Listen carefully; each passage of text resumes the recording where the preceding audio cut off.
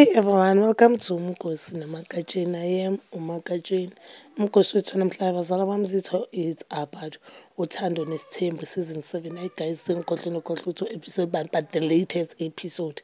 So uMayeni guys noMakhumalo ezoMakhumalo shilo from the previous episode ukuthi uzocela uMayeni ukuthi babe ne sit down bakhulume indaba kaMpilo because uMayeni uke wabuka indaba yokuthi uMpilo makambiza uthi makasabela uthi yebo akathi ma, then makambuza ukuthi why ungathi ma uMpilo uzothi kuthiwe ngathi ma ku ene mina I thought mhlawumbe uMpilo uthatha kuMakhumalo that thing but uMakhumalo bombona naye ukuthi uthule, that means uMpilo that thing uyithathe kubo ekhaya kibo mama yakhe asazi umntwana nje uyazishola. No abantwana guys, abantwana as much as sithi baneqiniso but banokuba namanga abantwana ngitshela, banokuba namanga and banokubona like environment mababona mhlawumbe uthi wena uzwana nengane noma ngabe next door or uzwana nomamncane banokuba naleyo attitude ke ingane.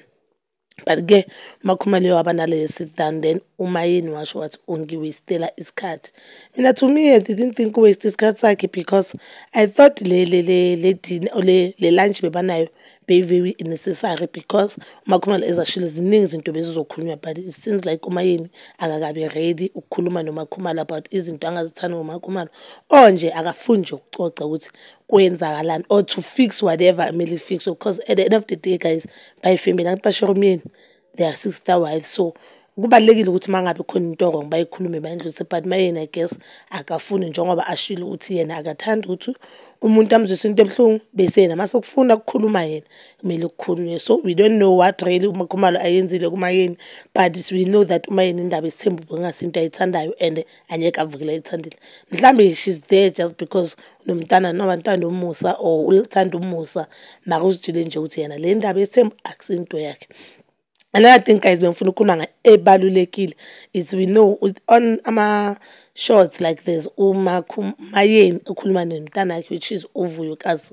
I call her umntana wakhe because sanengane noMpumelelo and they obviously by family because of uMhluphekazi. Noma ngabe uMpumelelo uyamshada uVuyokazi or not, no bazoya family because of uMhluphekazi nomntana lomncane ubhuti kaMhluphekazi. So vele uMayeni noVuyokazi sebayi family, umuntu nogogo abantwana umuntu nomama izukulu zakhe, understand.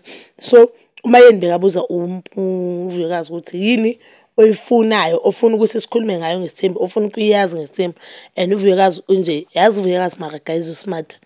UVuyokazi usmart uthe uVuyokazi irespond yakhe ayikho into yena azo akanandaba nesithembu like the way beyangikhona like akanandaba nesithembu, into ebalekile kuye ukuthi into yenza kwenye girlfriend ngam affect umjolo kaMpumelelo ngomshado kaMpumelelo ungam affect but ke mina if benguye bengizothatha advice because she already need it. Awubheke manje uMpumelelo sakafuna i-virgin sakafuna intombi nto sakababona bona as if asintombi nto, you understand.